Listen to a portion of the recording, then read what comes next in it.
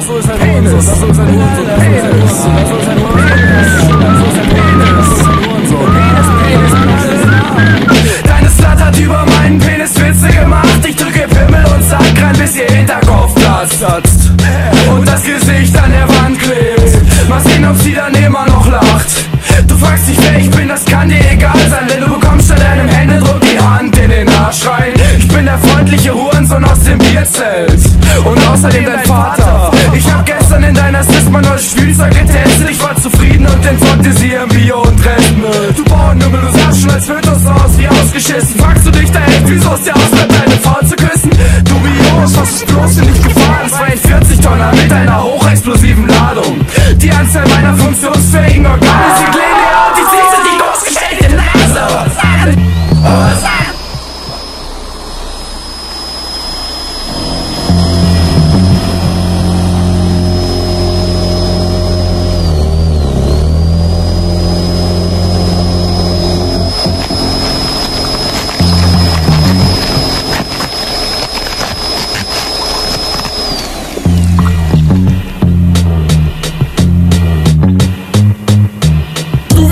Gar nicht wie Trauma ab, du Punk, Alter, mein Schwanz ist als ich Kind war in den Zaubertrank gefallen. Und du findest die Mucke hart, deine Mutter hat die Schnauze von mir voll und fragt, ob sie schlucken darf. Ich kläre deine Freundin mit Bock auf Geschlechter und sie sagt, okay, wie Frauen, die mit mir Sex haben. Ich öffne der Schlampe dann ganz kurz die Oberschenkel und fick die Slut im Samzug wie Robert Denke. Du kannst mir gar nichts, ich bin Sauerländer, Bitch, und mein Dauerständer, ich schuld, dass ich Frauenständer bin. Dumme Nutte, ich bin blau wie Felsaugenränder, ich geb 'n Scheiß, mich jucken deine Bauerngangster nicht.